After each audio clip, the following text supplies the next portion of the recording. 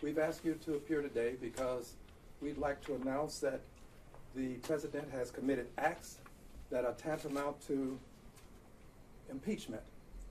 And I'd like to start by reading a statement, and after I finish reading this statement, I'll entertain your questions.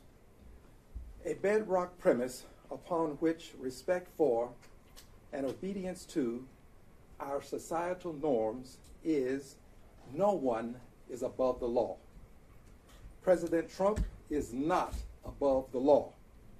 He has committed an impeachable act, and he must be charged. To do otherwise would cause some Americans to lose respect for and obedience to our societal norms. President Trump has committed an act for which he should be charged by the United States House of Representatives. The act is obstruction of a lawful investigation of the president's campaign ties to Russian influence in his 2016 presidential election. This charging of the president is known constitutionally as impeachment. This charging is known as impeachment. Impeachment of a president by the House of Representatives is not a finding of guilt. I think I should elaborate on this because many persons are of the opinion that if the president is impeached, this means that the president is found guilty and removed from office.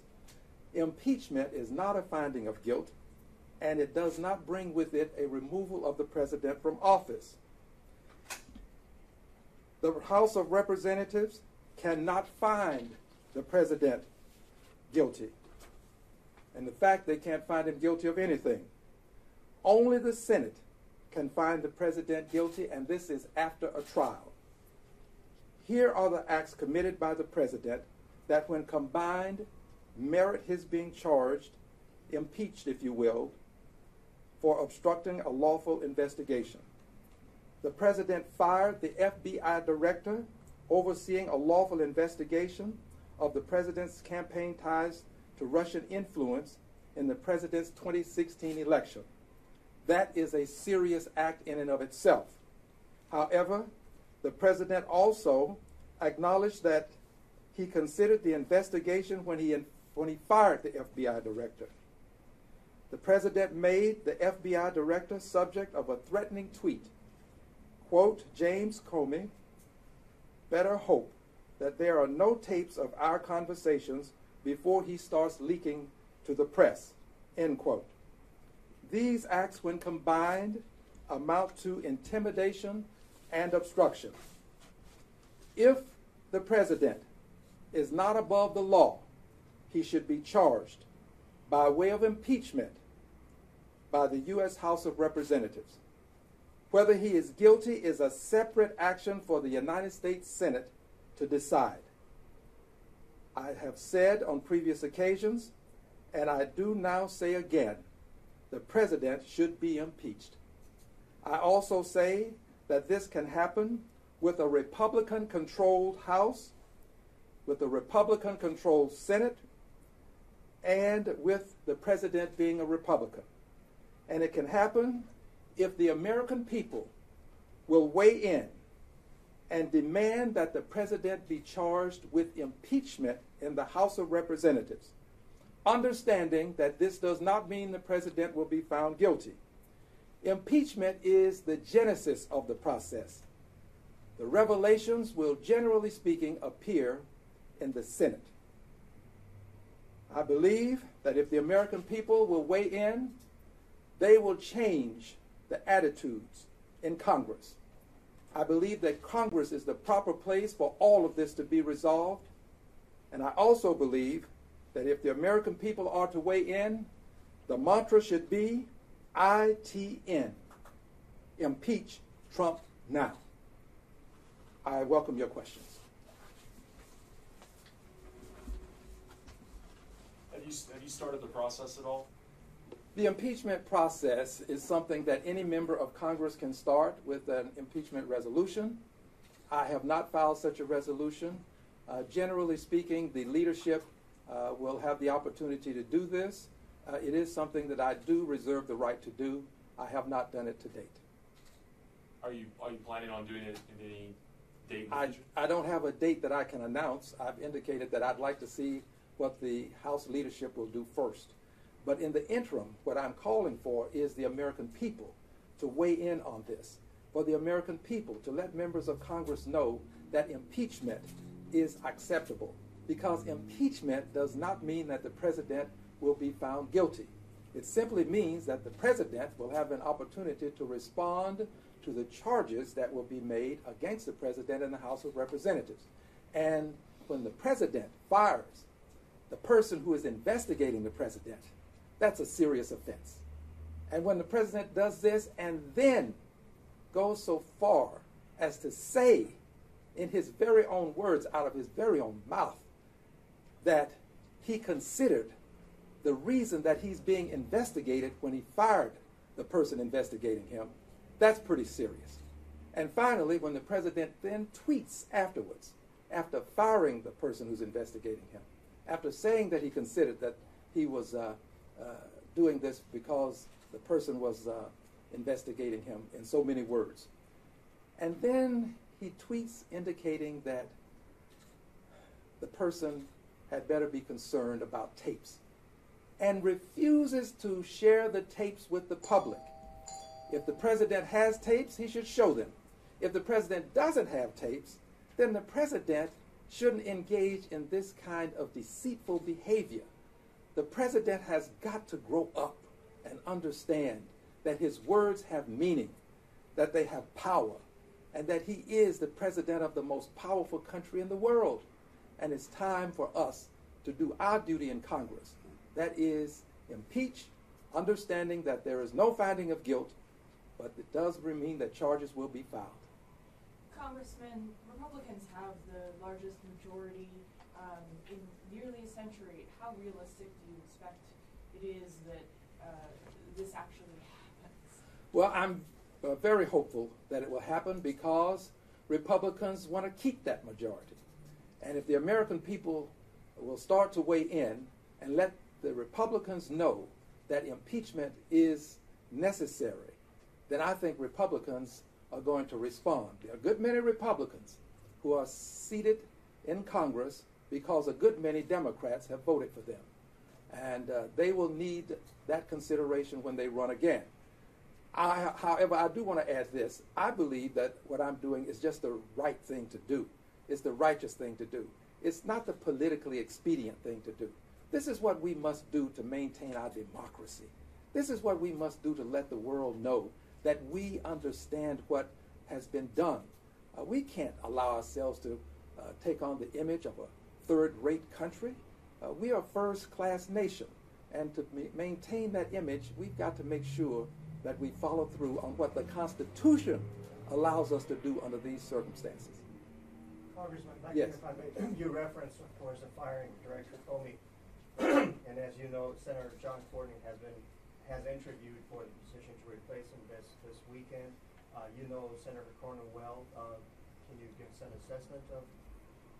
Well, I don't think that any sitting senator should be placed in this position as director. I think that there are plenty of other people that can be considered. And this is to do with all senators, not any one senator. Congressman Green, my name is Peace. I'm with Cocktail Entertainment. My question to you, sir, is what is the Congress trying to do right now, or you yourself trying to do to have Mr. Sessions step away from this side of the investigation, since he was recused? He recused himself March the 2nd. Thank you. Well, Mr. Sessions did recuse himself until he decided that he would participate in the firing of the FBI director. It is my belief, and a good many of my colleagues tend to agree, that Mr. Sessions should have recused himself in that process as well, and that Mr. Sessions should now recuse himself with reference to the hiring and selection of the next FBI director. He has recused himself because of his involvement with Russian agents, if you will. And he, like Flynn, are both persons who are suspect. So he should not be involved in the process of hiring the next FBI director. Congressman, can you elaborate on why you don't think rather that any senator should take that position? I think that it will bring politics into it. I think that we should leave the politics out of it. I think that we should have, generally speaking, a special counsel appointed before we have the new director appointed. I think this is something that is an imperative. But if there is going to be an appointment of a new director, if there is going to be a nomination by the president, then it ought to be someone who receives unanimous consent of the Senate. It ought to be someone who receives complete and total approval of the Senate. Absent that, we should get the special counsel appointed first, and when we do appoint someone, it should be someone who is the consensus of the Senate. And that means that you're going to have bipartisan support for that person, and it should be near unanimous, if not unanimous, in the final analysis. Congressman Green, Doris Ellis, the Houston Sun. Are there other congressmen like yourself making such a call on today throughout the country? Well, I don't know what others are doing. In fact, I may be the first person in the state of Texas to take this position, but I assure you I won't be the last. And this is a position that I assumed prior to today, so I'm announcing something today that I have stated previously, but I won't be the last. There will be others. Sometimes you have to be a part of the avant-garde. There are times when what you believe to be right is something that has to be said and done before there are others who will join you. I haven't asked anybody to associate themselves with my comments or my actions. My belief is that there will be others who will take similar actions at some point in time. Congressman, one more time, can you walk us through the process from today calling for the president's impeachment to, if that were to happen, how that actually happens? Is there a certain number of House members that has to bring that forward, and how that all works? Sure. The first thing that we have to note is that impeachment is the sole province of the House of Representatives. That after there is an impeachment, then there would be a trial in the Senate, and it is the Senate that would find the president guilty or not guilty. The only two presidents to be impeached were found not guilty by the Senate. If the president is impeached in the House, then that impeachment goes to the Senate. Now, how do we have this process move through the House? A member can file a resolution of impeachment. That resolution of impeachment can be taken up in the House, and it can be voted on. If the House votes to impeach the president, it will be valid if there are 218 members voting for it, assuming that we have all 435 members of the House seated. 218 members would have to vote. It's a majority of the members in the House that would vote for impeachment. Again, not to find the president guilty of anything. The president would be innocent until proven guilty in a trial in the Senate. And I have to continue to express this and underline this because a good many people assume that impeachment means that the president will be found guilty. It does not. Impeachment is the genesis of the process. The revelations are likely to be revealed in the Senate, and that's where the trial actually takes place. The trial in the Senate would be presided over by the Chief Justice of the Supreme Court. All of these things can happen. These things, in my opinion, with reference to the impeachment, should happen. There should be an impeachment. There should be charges brought against the president. The president fired the person who was overseeing the investigation of the president. That's pretty serious. We cannot allow this to be lightly taken. And after firing the person, the president acknowledged that at the time of making his decision, he considered the investigation itself, the Russian thing, as he put it. That's pretty serious.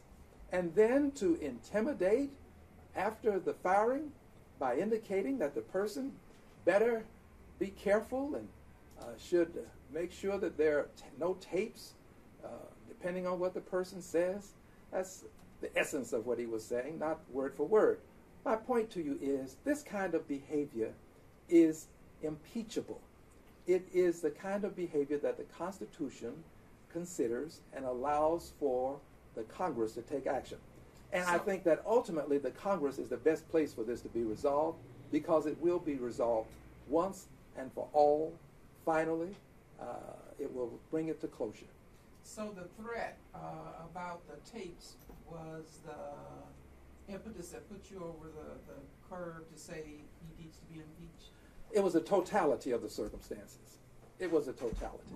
All three of the things I've mentioned, the president's firing, the president's indicating that it was associated with Russia, and then the president indicating he has tapes. Now, I surely hope that he'll bring those tapes forward. If he doesn't, my hope is that the appropriate investigative committee will subpoena them and force them to be brought forward. Now, all of what I've said to you so far is really the injury. This is injurious to our country and to our democracy. This is the injury that we've talked about so far. Now let's talk about the insult that has been added to the injury. After the president fired the director of the FBI, made his comments about why, indicated why he would expect the FBI director to say a certain thing a certain way based upon the possibility of tapes. After doing all of these things, the president then hobnobs with the Russian foreign minister, and the Russian foreign minister, mind you, and the Russian ambassador, the one that has associated himself with the head of the Justice Department, such that he's had to recuse himself, the Attorney General, the one that has caused the National Security Advisor to be fired. The president is caught hobnobbing. This is the insult. Hobnobbing with these characters in the Oval Office, and it is only revealed because the Russians revealed it in their country. The American press was denied access to the hobnobbing. That is an insult to the injury that was imposed. The president really has to be impeached. Any other questions? And Congressman, I know you said you wanted to wait for the people to contact their representatives and Absolutely. But are you still planning to bring forward that resolution for a vote, or are you letting it go to somebody else, and why? Well, what I've said, I will say again. I think that I'm going to wait to see how leadership responds. There are many things that are on our plates right now, but I'm going to wait. And I reserve the right to bring a resolution of impeachment. But I also think that it's appropriate to wait to see how leadership will respond. But I do believe this. The American people can cause all of this to move at a much faster pace if they will simply decide that they believe impeachment is the order of the day. Impeach Trump now. Impeach Trump now. I think that should be our mantra. I'm hoping that the American people will weigh in, and I'm hoping that they'll do so again and again and again. Impeachment will not constitute a finding of guilt. It will simply say that the House of Representatives should bring charges based upon the allegations that I've made. There are others who have other allegations, other acts that they consider impeachable, and my suspicion is that those things can all be a part of one resolution. So let's see what all comes to fruition over the next several weeks, and let's make our decision based upon what we can do collectively. Congressman Gray, Yes. my question to you is, being that the Republicans are basically taking a status of sounding like crickets and not calling the president out, I would like to know how you, yourself, and Congressman Elijah Cummings from Maryland are reaching across the aisle, and if you're getting any support from the other side of the aisle to to impeach the president? I haven't asked anyone, Democrat, nor have I asked any Republican to join me in an impeachment resolution. This is something that we'll start to discuss when we get back to Congress. I'll be going back to Congress tomorrow, and sometime thereafter I'll have some discussions. But regardless as to what others will do, I really don't speak for anybody else. I'm just speaking for myself. This is the right thing to do. There have been so many lies told. The truth has been crushed and buried, if you will. But I do believe that Carlyle is right. No lie can live forever. And I do believe that William Cullen Bryant is right. Truth crushed to earth shall rise again. And I know that Dr. King is right. Although the arc of the moral universe is long, it bends toward justice. The president should be impeached. Thank you, everybody.